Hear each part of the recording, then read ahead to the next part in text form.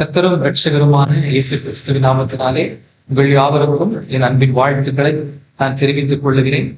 ஒரு விசை கூட உங்களை இந்த உலகத்தின் வாயிலாய் சந்திப்பதற்கு கர்த்தர் பாராட்டின பெரிதான கிருபைக்காய் நான் கர்த்தருக்கு நன்றி செலுத்துகிறேன். என்னோடு சேர்ந்து வேதத்தை திருப்பிக் கொள்ளுங்கள். ஏசாயா 59வது அதிகாரம் அதனுடைய 19வது வசனம் வாசிக்கும் போது வசனம் இப்படியாய் சொல்லுகிறது. அப்பொழுது சூரியன் அஸ்தமிக்கும் திசை தொடங்கி கர்த்தரின் நாமத்துக்கு, சூரியன் உதிக்கும் திசை தொடங்கும் அவருடைய மகிமைக்கும் பயப்படுவார்கள். வெள்ளம் போல் சத்துரு வரும்போது கர்த்தருடைய ஆவியானவர் அவனுக்கு விரோதமாய் கொடியேற்றுவார். அல்லேலூயா. வசனம் தெளிவாய் ஏசாயா தீர்க்கதரிசியின் மூலமா நம்மை சந்திக்கிறது பாருங்களேன். ஏசாயா தீர்க்கதரிசி சொல்லுகிறார், வெள்ளம் போல சத்துரு வரும்போது கர்த்தருடைய ஆவியானவர் அவனுக்கு விரோதமாய் கொடியேற்றுவாரா? யாருக்கு விரோதமாய் கொடியேற்றுகிறார் இந்த ஆவியானவர்? சத்துருவுக்கு விரோதமாய். இங்கதான் கிறிஸ்தவ வாழ்க்கையில, இங்கதான் ரட்சிக்கப்பட்ட திருச்சபைக்கு போகிற விசுவாசியுடைய வாழ்க்கையில ஒரு குழப்பமே வருகிறது. பாஸ்டர், நீங்க சொல்றதெல்லாம் சரி, கர்த்தருடைய ஆவியானவர் எனக்குள்ள இருக்கிறார்ட்டு நீங்க சொல்றதெல்லாம் சரி, ஆனா வெள்ளம் போல சத்துரு வர்றான். சத்துரு வெள்ளம் போல வர்றதுனால அந்த பிரச்சனையில சத்துரு கொண்டு வருகிற போராட்டங்களை எதிர்கொள்ள முடியாம, சத்துரு கொண்டு வருகிற பிரச்சனைகளின் நடுவுல என்னுடைய ஆத்மா தோய்ந்து போகிறது. பிரதர், என்னுடைய ஆத்மா கஷ்டப்படுது, என்னுடைய குடும்பம் கஷ்டப்படுகிறது, என்னுடைய வருமானம், என்னுடைய பொருளாதாரம் பாதிக்கப்படுகிறது. இதுல இருந்து நான் தப்பிக்கிறதுக்கு வழியே இல்லையா? இதுல இருந்து என்னால விடுபடவே முடியாதா அப்படின்னு என்னை பார்த்து பேசுகிறவர்கள் சிலர் இருக்கும்போது நான் சொன்ன வார்த்தை அவர்களுக்கு என்ன அப்படின்னு சொல்லி பாத்தீங்கன்னா, அதுதான் இன்னைக்கு கர்த்தருடைய திருவுள சித்தத்தை நம்மளோடு பகிர்ந்து கொள்ள விரும்புகிறேன். சத்துரு வெள்ளம் போல வருகிறான், அவன் புயல் போல என்னை மோதி அடிக்கிறான், கடல் அலை போல சத்துரு என்னை ஓயாமல் துன்பப்படுத்தி கொண்டே இருக்கிறா அப்படின்னு சொல்லி வேதனையிலும் வருத்தத்திலும் என்னோடு அன்றைக்கு அந்த சகோதரர் இடைப்படும் போது நான் அவர்களுக்கு சொன்ன ஒரு மறு உத்தரவு, இந்த வசனத்தை கர்த்தருடைய ஆவியானவர் எனக்கு உணர்த்தி தந்தார். வெள்ளம் போல சத்துருவனுடைய போராட்டம் அவனை எதிர்த்து வந்தாலும் கர்த்தருடைய ஆவியானவர் அவனுக்கு விரோதமாய் கொடியேற்றுவார். இங்க நீங்க கவனிக்கலாம், கர்த்தருடைய ஆவியானவர் அவருக்கு விரோதமாய் கொடியேற்றுவார் என்று சொல்லப்பட்டிருக்கிறது. யார் இந்த கர்த்தருடைய ஆவியானவர்? கர்த்தருடைய ஆவியானவர் என்றால் யார்? அவர் எங்கே இருக்கிறார் என்கிற உணர்வுதான் இந்த சத்ருவின் போராட்டங்களில் இருந்து நம்மை வெளியே கொண்டு வரும், நம்மை அது தற்காத்துக் கொள்ளும் என்பது வேதம் நமக்கு கற்பிக்கிறது. சிலருக்கெல்லாம் பரிசுத்த ஆவியானவருடைய அசைபாடுகள் தெரிந்திருக்கும். நல்ல ஜெபத்துல, நல்ல ஆராதனைக்கு நான் சொல்லும் போது, அபிஷேக ஆராதனையை அவங்க நடத்தும் போது அந்த ஆராதனை நடுவுல வெளிப்படுகிற அந்நிய பாஷையை பார்த்துட்டு, அந்த அந்நிய பாஷையை நடைமுறை பார்த்துட்டு, இதுதான் அபிஷேகம், இதுதான் கர்த்தருடைய ஆவியானவர்களை தவறாய் நாம் புரிந்து கொள்கிறோம். எபேசியர்ல எழுதப்பட்டிருக்கிறது, என்றைக்கு நாம் கர்த்தருடைய ஆமென் கர்த்தரை தான், இயேசு கிறிஸ்துவதான் சொந்த இரட்சகராய் ஏற்றுக்கொண்டோமோ அன்றைக்கே அவர் பரிசுத்த ஆவியினால் நமக்கு முத்திரை போட்டார் என எபேசியர் 1வது அதிகாரத்துல அதனுடைய 7ஆம் வசனம் என்ன நினைக்கிறேன், 7வது வசனம் இப்படியா சொல்லுகிறது. உங்களுக்காக நான் வாசிக்கிறேன் பாருங்களேன். அவருடைய கிருபையின் ஐஸ்வர்யத்தின்படியே இவருடைய இரத்தத்தினாலே பாவ மன்னிப்பாகிய மீட்பு இவருக்குள் நமக்கு உண்டாயிருக்கிறது என்பதாய் வசனம் சொல்லுகிறது. அப்படியே 13வது வசனம் சொல்லுகிறது, நீங்களும் உங்கள் ரட்சிப்பின் சுவிசேஷமாகிய சத்திய வசனத்தை கேட்டு விசுவாசிகள் ஆன போது வாக்குத்தத்தம் பண்ணப்பட்ட பரிசுத்த ஆவியினால் அவருக்குள் முத்திரை போடப்பட்டீர்கள். நல்லா கவனிக்கணும், பாவ மன்னிப்பாகிய மீட்பு இவருக்குள் நமக்கு உண்டாயிருக்கிறது. அதாவது நமக்கு எப்பொழுது பாவ மன்னிப்பாகிய மீட்பு உண்டாயிருக்கிறதோ அப்பொழுது அவர் பரிசுத்த ஆவியினால் நம்மை அவருக்குள் முத்திரை போட்டார் அப்படின்னு வசனம் சொல்லுகிறது. அப்ப என்னைக்கு நாம் ரட்சிக்கப்பட்டோமோ அன்றைக்கே இந்த பரிசுத்த ஆவியானவர் நமக்குள் இருக்கிறார். அப்ப பிரதர், அபிஷேகம்னு சொல்றாங்களே, பரிசுத்த ஆவியின் நிறைவை பத்தி பேசுறாங்களே, கரெக்ட், அந்த வார்த்தை சரியான வார்த்தை. அபிஷேகம் என்பது அந்நிய பாஷை அடையாளத்தை நீங்க பேசுவது, அல்லது ஆவியினை நிரம்பி தீர்க்க தரிசனங்களை உரைப்பது, அல்லது ஆவியினை நிரம்பும் போது தரிசனங்களை பார்ப்பது, இவைகள் எல்லாம் பரிசுத்த ஆவியின் நிறைவை குறிக்கிறது. பரிசுத்த ஆவியானவர் நமக்குள்ளேதான் இருக்கிறார். ஆனா இந்த பரிசுத்த ஆவியானவர் நிறைவை பெறும்போதுதான் ஆவியின் வரங்கள் நமக்கு உண்டாகிறது. ஆவியின் வரங்களுக்காய் வாஞ்சிக்கிற பிள்ளைகள் மேலே இருந்து பரிசுத்த ஆவியானவர் எனக்கு ஊற்றப்பட வேண்டும் அப்படின்னு எதிர்பார்க்கிறத விட, எனக்குள் இருக்கிற ஆவியானவர் என்னை நிரப்ப வேண்டும், எனக்குள் இருக்கிற ஆவியானவர் என்னை நிரப்பினால் நான் இந்த ஆவியின் வரங்களுக்கு சொந்தக்காரனாவேன் என்கிற உணர்வு நமக்கு வர வேண்டும். அப்ப வசனம் சொல்லுகிறது, வெள்ளம் போல சத்துரு எனக்கு எதிர்த்து வரும்போது, சத்துரு வரும்போது, வெள்ளம் போல சத்துரு வரும்போது, அப்போ வெள்ளம் போல சத்துரு வாரான்னு சொல்லும் போதே உங்களுக்கு உள்ள ஒரு உணர்வு இருக்கணும், கர்த்தருடைய ஆவியானவர் எனக்குள்ள இருக்கிறார். அந்த எனக்குள்ள இருக்கிற கர்த்தருடைய ஆவியானவர் இந்த எதிர்த்து வருகிற சத்துருவை, இந்த எதிர்த்து வருகிற இந்த பொல்லாத ஆவியினுடைய சேனையை எதிர்த்து அவர் ஜெயம் எடுப்பார், இவர்களை ஜெயிப்பார், இவர்களை வீழ்த்துவார், ஜெயம் எடுப்பார், ஜெயம் எடுத்து அவர்களுடைய கோட்டையிலே அவர் ஜெய கொடி ஏற்றுவார் என்பதாய் வசனம் சொல்லுகிறது. அல்லேலூயா. இந்த உணர்வு தான் கர்த்தருடைய பிள்ளைகளை ஆவியில பலப்படுத்துகிற உணர்வு. இன்னைக்கு பாருங்க, பிசாசு இந்த உணர்வை நம்மகிட்ட இருந்து எடுத்து போட்டுவான். பாத்தியா, நீ நேத்தைக்கு ஒரு பொய் சொன்ன பாத்தியா, அந்த பொய் நீ சொன்னதுனால உனக்குள்ள இருந்த பரிசுத்த ஆவியானவர் வெளியே இறங்கி ஓடிட்டார். உனக்குள்ள இப்ப பரிசுத்த ஆவியானவர் இல்ல. இப்ப நான் என்ன செய்யறேன், நான் ஒரு பிரச்சனையை கொண்டு வர்றேன். நான் பிரச்சனையை கொண்டு வந்தேன்னா உன்னால என்ன எதிர்த்து நிற்க முடியாது. ஏன்னு தெரியுமா, உனக்குள்ள பரிசுத்த ஆவியானவர் இல்ல அப்படின்னு ஒரு ஏமாற்றத்தை கொண்டு வருவான். அப்ப நீங்க ஆணித்தரமா நம்பணும், எனக்குள்ள இருக்கிற பரிசுத்த ஆவியானவர் நான் பாவம் செய்யும்போது துக்கப்படுவார். அப்ப துக்கப்பட்ட ஆவியானவரோட சேர்ந்து, துக்கத்தோடு இருக்கிற ஆவியானவரோட சேர்ந்து சத்துருவை எதிர்க்க முடியாது. நான் என்ன செய்யணும், பாவம் இல்லாமல் என்னை தற்காத்துக் கொள்ளணும். ஒருவேளை தப்பி தவறி பாவம் எனக்குள்ள வந்துருச்சுன்னா, நான் அந்த பாவம் வந்த உடனே எனக்குள்ள ஆவியானவர் பேசுவார், ஐயோ நீ இதை சொல்லி இருக்க கூடாது, தப்பு, நீ இப்படி பேசி இருக்க கூடாது, தப்பு, நீ அதனால என்ன செய்யணும், உடனே ஆண்டவர்கிட்ட ஜெபி, உடனே ஆண்டவரிடத்துல மன்னிப்பை கேட்டு கர்த்தர் மன்னிப்பாருன்னு உள்ளத்தின் ஆழத்திலிருந்து ஒரு சத்தம் கேட்கும். அந்த சத்தம் தான் பரிசுத்த ஆவியானவர் உங்களுக்குள் இருக்கிறார் என்பதற்கான அடையாளம். இன்னைக்கு இந்த வார்த்தையை கேட்டுக்கொண்டிருக்கிற பலருக்கு இந்த அனுபவம் இருக்கும். ஏதாகிலும் ஒரு சின்ன பாவமோ பெரிய கர்த்தருடைய பார்வையில பாவம் தான். ஏதாகிலும் ஒரு அநீதியை நம்ம செய்யும் போது, ஏதாகிலும் ஒரு சின்ன பாவத்தை நம்ம செய்யும் போது நம்முடைய இருதயத்தின் ஆழத்துல ஒரு சத்தம் கேட்கும், இருதயத்தின் ஆழத்துல ஒரு உணர்வு இருக்கும், ஐயோ நம்ம இதை செஞ்சிருக்க கூடாது, நம்ம இதை செஞ்சிருக்க கூடாது, இது தப்பு, நம்ம ஆண்டவரிடத்துல ஒப்புரவாயிரணும், மனம் திரும்பிடணும்னு சொல்லி ஏதாகிலும் ஒரு சத்தம் கேட்குமானால் அதுதான் உங்களுக்குள் இருக்கிற பரிசுத்த ஆவியானவருடைய உணர்த்துதல்.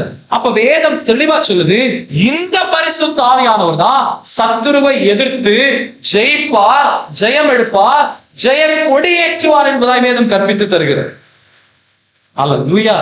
வசனம் நம்ம வெறுமையா விடல, வசனம் நம்ம போட்டு குழப்பல, வசனம் தெளிவாய் சொல்லி தருகிறது, வார்த்தை தெளிவாய் சொல்லி தருகிறது.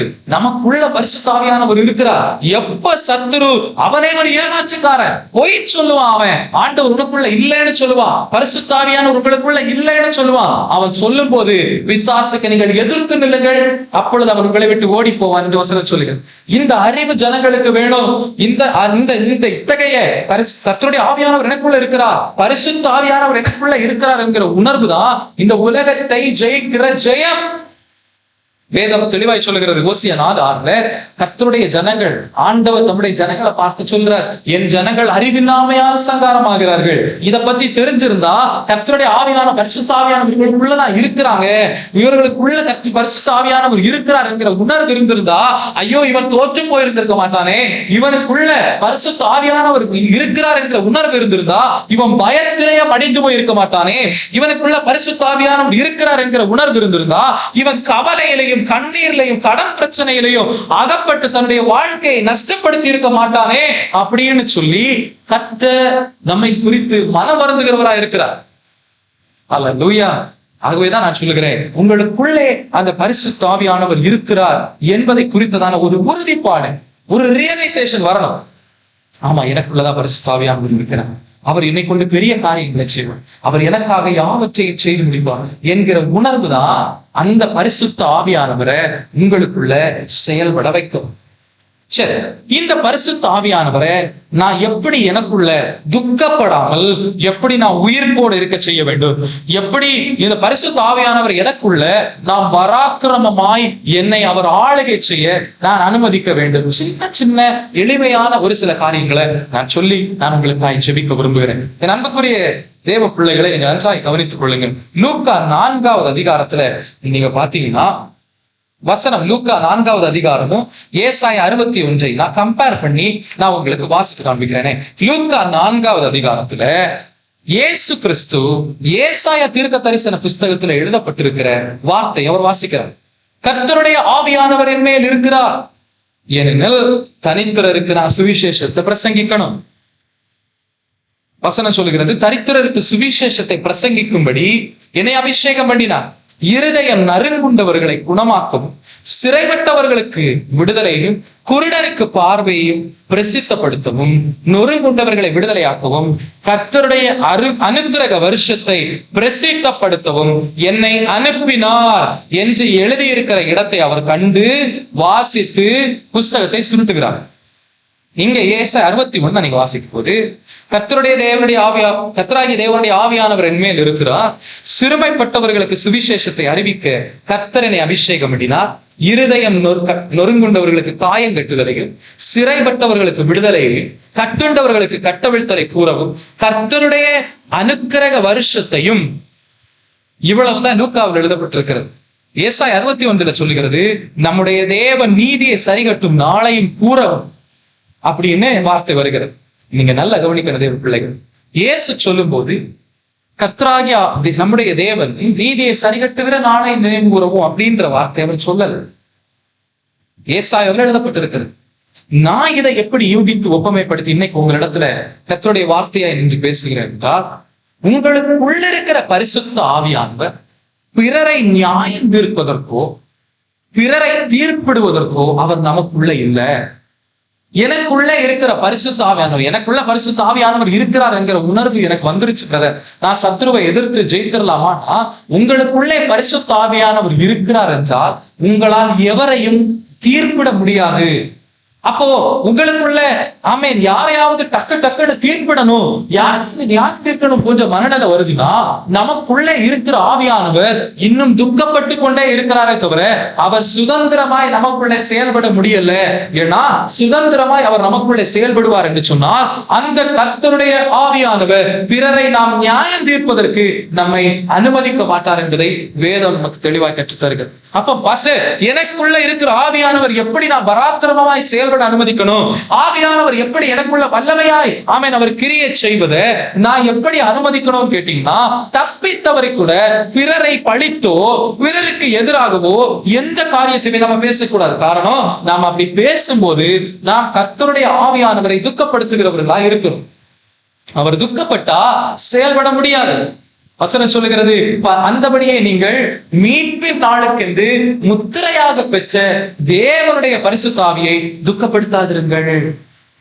அப்போஸ்தலனாகிய பவுல் எழுதுறாரு, நம்ம துக்கப்படுத்திடக்கூடாது, யாரையும் தீர்ப்பிடுவதனால நாம் துக்கப்படுத்தி விடக்கூடாது.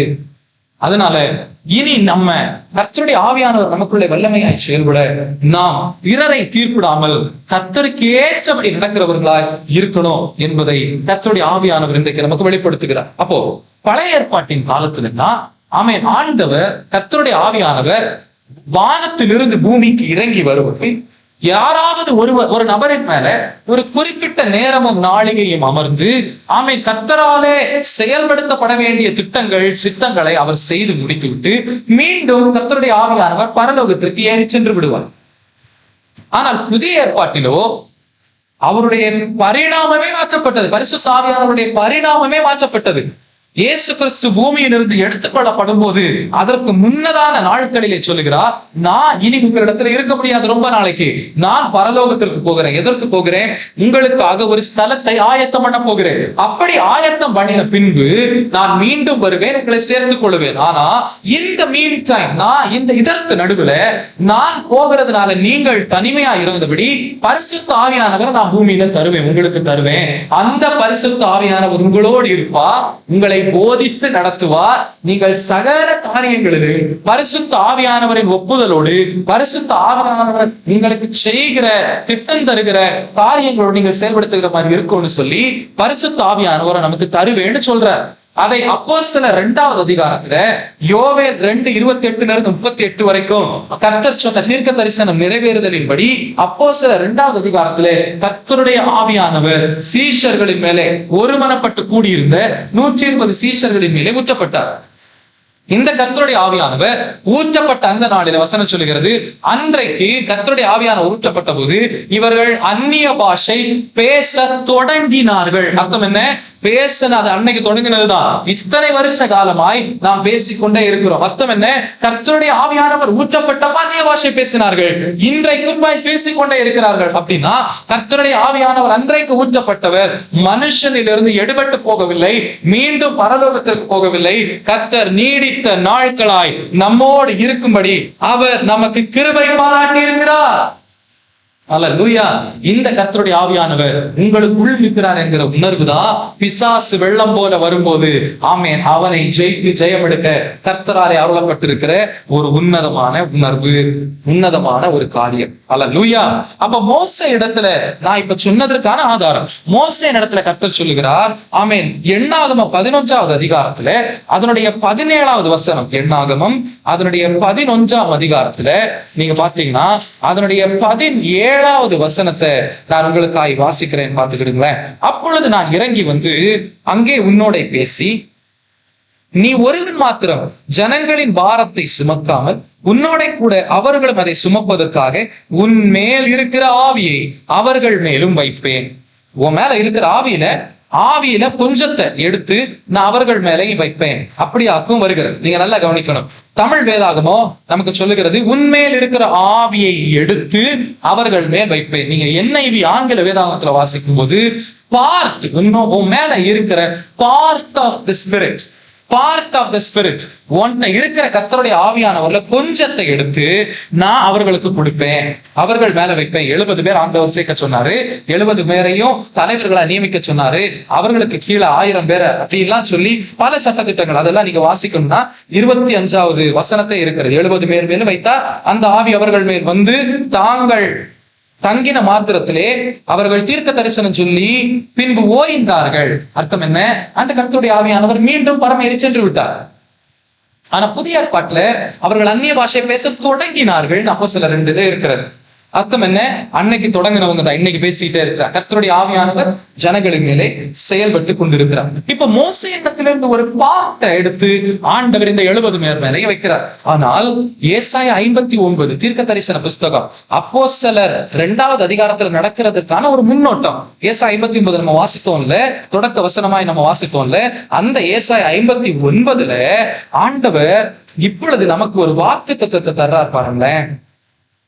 21வது வசனம் சொல்லுகிறது, உன்மேல் இருக்கிற என் ஆவியும் நான் உன் வாயில் அருளிய என் வார்த்தைகளும் இது முதல் என்றென்றைக்கும் உன் வாயிலிருந்தும் உன் சந்ததியின் வாயிலிருந்தும் உன் சந்ததியினுடைய சந்ததியின் வாயிலிருந்தும் நீங்குவதில்லை என்று கர்த்தர் சொல்லுகிறார். சிம்சோன் மேல கர்த்தருடைய ஆவி வந்துச்சு, கிரியைகள் நடப்பித்தது, மீண்டும் பரலோகத்திற்கு சென்றது. கிதியோனின் மேல் ஆவி வந்தது, கிரிகைகளை நடப்பித்தது, மீண்டும் அது பரலோகத்திற்கு சென்றது.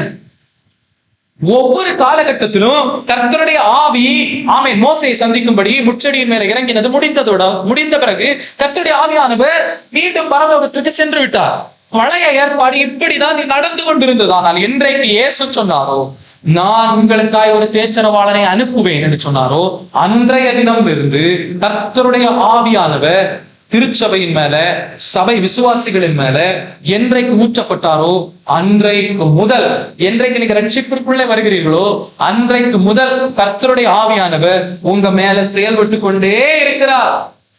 அவர் உங்களை விட்டு செல்ல மாட்டார், மறுபடியும் பரத்திற்கு ஏறி சென்று விட மாட்டார். உங்களோடு சதா காலமும் இருக்கும்படி கர்த்தர் அந்த பரிசுத்த ஆவியானவரை உங்களுக்கு தேச்சரவாளராய் கட்டளையிட்டு இருக்கிறார். அப்ப இங்க வசனம் சொல்லுகிறது, ஆமென், இங்க கர்த்தர் எப்படி நம்ம மேல வச்சிருக்கிறாரா, உன் வாயில் அருளிய வார்த்தைகளை நான் எடுக்கிறது இல்ல, உன் சந்ததியை விட்டு நான் என்ன செய்யறது இல்ல, எடுக்கிறது இல்ல, உன் சந்ததியை விட்டு நான் எடுக்கவே மாட்டேன் அப்படின்னு ஆண்டவர் சொல்றார். அதே மாதிரி யோவான் 3வது அதிகாரத்துல அதனுடைய 34வது வசனத்தை நீங்க பாத்தீங்கன்னா, தேவனால் அனுப்பப்பட்டவர் தேவனுடைய வார்த்தைகளை பேசுகிறார். தேவன் அவருக்கு தமது ஆவியை அளவில்லாமல் கொடுத்திருக்கிறார்.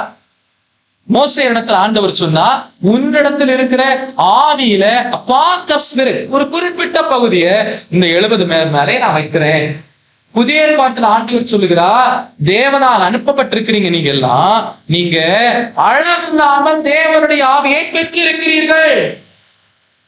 ஆகவே நீங்கள் கவலைப்பட வேண்டிய அவசியம். இந்த அளவில்லாமல் நீங்கள் பெற்றிருக்கிற இந்த பரிசுத்த ஆவியானவர் உங்களை அளவு கடந்த விதமாய், நீங்கள் நினைப்பதற்கும் வேண்டுவதற்கும் மிகவும் அதிகமாய் உங்களை அவர் ஆசீர்வதித்து அவர் நடத்த வல்லமை உள்ளவர். ஆகவே தேவ பிள்ளைகளே, நீங்கள் கவலைப்பட வேண்டாம். சத்ரு வெள்ளம் போல வர்றானா, உங்களை எதிர்த்து பேசுறானா, எதிர்த்து போராடுகிறானா, நீங்க நினைச்சுடுங்க, கர்த்தருடைய ஆவியானவரை அளவில்லாமல் பெற்றிருக்கிறேன். ஆகவே கர்த்தருடைய ஆவியானவர் எனக்கு விரோதமாய் போராடுகிறேன், வெள்ளம் போல வருகிறேன், இந்த சத்ருவை அவர் எதிர்ப்பார், எதிர்த்து ஜெயிப்பார், அவர் ஜெயம் எடுப்பார் என்கிற உறுதிப்பாடு உங்களுக்கு இருக்கணும். அந்த ரியலைசேஷன் இருக்கணும். நீங்க அவரை விளங்கிக் கொள்ள வேண்டும், நீங்கள் அவரை புரிந்து கொள்ள வேண்டும். நீங்கள் புரிந்து கொண்டு நீங்கள் அவரை விளங்கிக் கொள்ளுகிற பட்சத்துல அந்த கர்த்தருடைய ஆவியானவர் உங்க மேல அளவில்லாமல் கிரியை செய்ய அவர் வல்லமை உடையவராய் இருக்கிறார். இந்த கர்த்தருடைய ஆவியானவர் தான் நம்ம மேலே அளவில்லாமல் ஊற்றப்பட்டிருக்கிறதுனால இப்போ ஆண்டவர் உங்களை பார்த்து சொல்லுகிறார், எழும்பி பிரகாசி, உன்னுடைய ஒளி வந்தது. எழும்பி பிரகாசி, உன்னுடைய ஒளி வந்தது. இனி நீ இருளிலே இருக்க வேண்டியவள் அல்ல, இனி நீ இருளிலே இருக்க வேண்டியவன் அல்ல. கர்த்தருடைய ஆவியானவர் உங்க மேல உதிச்சதுனால, கர்த்தருடைய ஆவியானவர் உங்களோடு செயல்பட்டு கொண்டிருக்கிறதுனால நீங்க ஒரு நன்மைக்கும் குறைவில்லாத ஆசீர்வாதத்தை பெறுவதோடு மட்டுமல்ல, ஆவிக்குரிய ஆசீர்வாதங்களிலும் நீங்கள் நிரப்பப்படுவீர்கள். நீங்கள் ஆவிக்குரிய ஆசீர்வாதத்தால் நிரப்பப்படுறதுனால என்ன நன்மை உங்களுக்கு கிடைக்கும் அப்படின்னு சொல்லி பாத்தீங்கன்னா, இருள் பூமியை மூடலாம், காரிருள் ஜனங்களை மூடலாம், ஆனாலும் உங்கள் மேலே கர்த்தர் உதிப்பார். ஆனாலும் உங்கள் மேலே கர்த்தர் உதிப்பார். உதிக்கிற தெய்வம், உதிக்கிற தெய்வம், உங்க மேல வெளிச்சமா இருக்கிற தெய்வம் சகல ஜனங்களையும் உங்களிடத்துல வந்து பணிய செய்வார். காரணம், கர்த்தருடைய ஆவியை பெற்ற தேவ பிள்ளையை பார்க்க ராஜாக்கள் ஓடி வருவார்கள். ஏசாயா 60 சொல்லுகிறது, ஜாதிகள் உன்னிடத்திற்கு வருவார்கள், ராஜாக்கள் உன்னிடத்திற்கு வருவார்கள். கேதாரின் 7வது வசனம், கேதாரின் ஆடுகள் எல்லாம் உன்னிடத்தில் சேர்க்கப்படும், நெபாயாத்தின் கடாக்கள் அவைகள் உன்னிடத்திற்கு வரும். ஹல்லேலூயா. 6வது வசனம், ஒட்டகத்தின் ஏராளம். ஒட்டகம்னா என்ன? ஒட்டகம் அந்த காலத்துல பிரயாணத்திற்கு பயன்பட்டது. ஆண்டவர் சொல்லுகிறார், கர்த்தருடைய ஆவியானவர் ஒரு மேல இருந்தார்னா பிரயாணத்திற்கு தேவையான வசதி வாய்ப்புகளை கூட கர்த்தர் ஏற்படுத்தி தருவார். இவைகள் எல்லாம் கர்த்தருடைய ஆவியானவர் மேல இருக்கிறதுனால நீங்க எழுப்பி பிரகாசிக்கணும். என்ன பிரதர், 59வது அதிகாரத்துல தானே அந்த வசனம், இது 60வது அதிகாரத்துல தானே இருக்கிறது. தேவ பிள்ளைகள் விளங்கிக் கொள்ள வேண்டும். இந்த அதிகாரங்கள் எல்லாம் நம்முடைய வாசிப்பு வசதிக்காக பிரிக்கப்பட்டதை தவிர எல்லாம் ஒரே மாதிரி ஒரே பேராகிராஃப் எழுதப்பட்டதுதான். அப்ப ஆண்டவர் சொன்னார், உன்னிடத்தில் உண்மையில் இருக்கிற என் ஆவியே, நான் உன் வாயில அருளின என்னுடைய வார்த்தைகளை இனி உன்னை விட்டு நான் எடுத்து போட மாட்டேன்னு சொன்ன ஆண்டவர் சொல்றாரு. அதனால நீ எழும்பி பிரகாசி, உன் ஒளி வந்தது, கர்த்தருடைய மகிமை ஏற்கனவே உன் மேல் உதித்தது. உதிக்கும்னு எழுதல, உதித்தது பாஸ்ட் டென்ஸ், ஏற்கனவே உன் மேல அது வந்துருச்சு. இனி நான் சொல்லுகிறேன், நீங்கள் படுகிற உபத்திரவத்தை குறித்து நீங்கள் கவலைப்பட வேண்டிய அவசியம் இல்லை. நீங்கள் கடந்து வருகிற இந்த பாதையை குறித்து நீங்கள் கவலைப்பட வேண்டிய அவசியம் இல்லை. உங்கள் மேல் இருக்கிற கர்த்தருடைய ஆவியானவர் வெள்ளம் போல வருகிற சத்துருவை எதிர்ப்பார். உங்கள் மேல் இருக்கிற கர்த்தருடைய ஆவியானவர் வெள்ளம் போல வருகிற சத்துருவை எதிர்த்து ஜெயம் எடுப்பார். அவர் கண்ணீரை காண்கிறவர், கதறலை கேட்கிறவர், கூட இருந்து உங்களை ஜெய வாழ்வுக்குள்ளே நடத்தி சொல்லுகிறவர், ஒரு நன்மைக்கும் குறைவில்லாமல் உங்களை காக்கிற தெய்வம். அவர் சொல்லுகிறார், இனி வெள்ளம் போல சத்துரு வருவதை குறித்து நீங்க பயப்படா, உங்களுக்குள்ள இருக்கிற பரிசுத்த ஆவியானவர் அவனுக்கு விரோதமாய் குடியேற்றுவார். நாம் ஜெபிப்போமா? எங்களை அதிகமாக நேசிக்கிற கிருபை நல்ல பிதாவே, ஆசீர்வதிக்கப்பட்ட வேலைக்காய் துதிக்கிறேன், ஸ்தோத்தரிக்கிறேன். கர்த்தர் நீர் தந்த இந்த நல்ல நாளில் உம்முடைய பிள்ளைகளாய் நாங்கள் ஒருமனப்பட்டு ஜெபிக்கிறோம். கர்த்தருடைய நாமத்தின் மகிமைக்காக கர்த்தாவேப்பா, உங்களுக்குள்ள இருக்கிற ஆவியானவர் சத்ருவுக்கு விரோதமாய் ஜெயக்கொடி ஏற்றுவார் என்கிற வார்த்தை, நல்ல வார்த்தை எங்களுக்கு தந்ததற்காக நாங்கள் உமக்கு நன்றி செலுத்துகிறோம். கேட்டிருக்கிற ஒவ்வொரு பிள்ளைகள், கர்த்தருடைய ஆவியானவர் எனக்குள்ளே இருக்கிறார், இனி நான் அவரை துக்கப்படுத்த மாட்டேன், அவரை எனக்குள்ளே பலமாய் செயல்படுவர் நான் அனுமதிப்பேன், அவரிடத்துல காத்திருந்து பரிசுத்த ஆவியின் நிறைவை நான் பெற்றுக்கொள்ளுவேன். பெற்றுக்கொண்ட நிறைவோடு பலருக்கு நான் கர்த்தருடைய வார்த்தையை சொல்லுவேன், பலருக்கு நான் கர்த்தருடைய வார்த்தையை பகிர்ந்தளிப்பேன் என்கிற உறுதிப்பாட்டோடு நம்முடைய பிள்ளைகள் செயல்பட உதவி செய்யும். கேட்ட ஒவ்வொரு பிள்ளைகளையும் மனதார நாங்கள் கர்த்தருக்குள்ளே நீர் ஆசீர்வதிக்க வேண்டும் என நாங்கள் சொல்லி செபிக்கிறோம். கர்த்தருடைய கிருபை எங்கள் மேலே அமரட்டும். தேவனுடைய அளவற்ற பிரசன்னம் அளவற்ற நீதி இந்த நாள் முழுவதும் இந்த பிள்ளைகளை காத்து வழி நடத்தி இந்த பிள்ளைகளை உயர்த்து இயேசுவினால நாமத்தில் ஜெபிக்கிறேன். ஜெபங்களின் ஜீவனுள்ள நல்ல பிதாவே, ஆமென்.